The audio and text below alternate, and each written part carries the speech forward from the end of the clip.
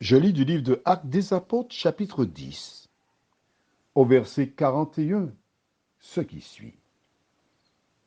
Et il a permis qu'il apparût non à tout le peuple, mais aux témoins choisis d'avance par Dieu, à nous qui avons mangé et bu avec lui, après qu'il fut ressuscité des morts. Prions. Notre Seigneur et notre Dieu, combien nous sommes émerveillés devant ces paroles.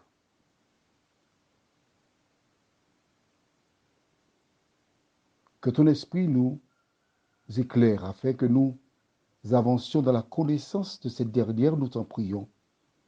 Au nom de Jésus, pour ta gloire éternelle. Amen. Des gens parlent de la résurrection de Jésus. Des gens disent que c'est une rumeur.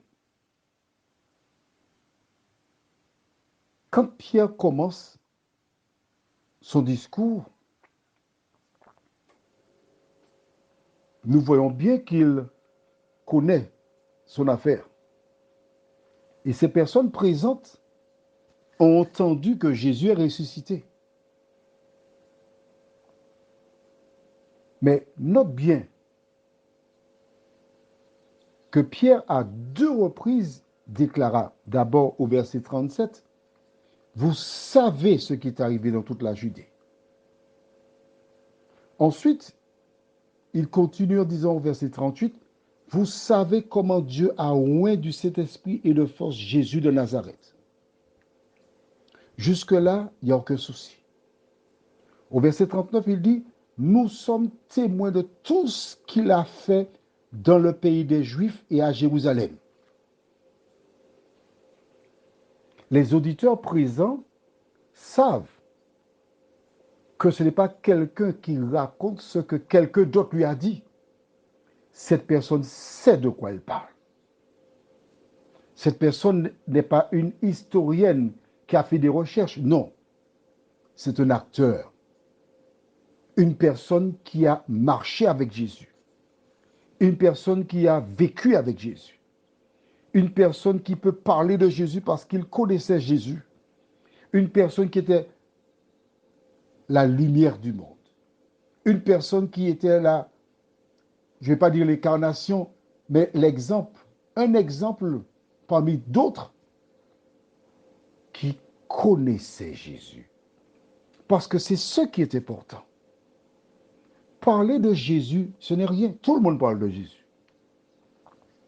Surtout en décembre, le petit Jésus, tout le monde parle de lui. Mais ce qui est fondamental, c'est connaître Jésus. L'avoir pour sauveur, pour maître. Et là, voici Pierre qui dit, nous sommes témoins, nous avons vu Jésus, il est ressuscité des morts. Les personnes présentes étaient déjà impressionnées par l'invitation. Quand Corneille les invita, il leur dit, un ange m'a dit d'aller chercher quelqu'un. Mais qu'est-ce qu'il a bien à nous dire? Qu'est-ce qu'il va nous raconter? Rappelle-toi, Pierre, lorsqu'il arriva, il leur demanda, mais pourquoi m'avez-vous fait venir? Et la réponse, Corneille la donne. Au verset 33. Aussitôt, j'ai envoyé vers toi, et tu as bien fait de venir. Maintenant, donc, nous sommes tous devant Dieu pour entendre tout ce que le Seigneur t'a ordonné de nous dire. Pierre leur a dit, on a vu une partie, ce que le Seigneur leur a donné pour eux. Prions. Notre Seigneur, la demande de Corneille est magnifique. Il n'a pas demandé à Pierre de lui raconter des histoires. Il lui a demandé de leur dire ce que le Seigneur lui a ordonné de leur dire.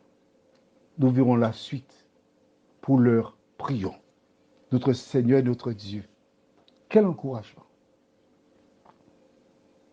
Parce que quand Jésus partit, il leur dit, allez faire des nations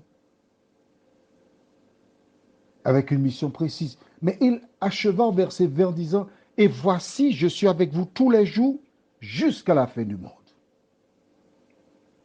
Pierre ne savait pas quelle forme cela prendrait. Et là, pour la première fois, il expérimentait l'œuvre du Saint-Esprit. Comment l'Esprit envoya l'ange vers Corneille, lui donna la vision, lui parlant, lui disant, monte. Il est monté. Il a rencontré, il a vu des gens qui attendaient.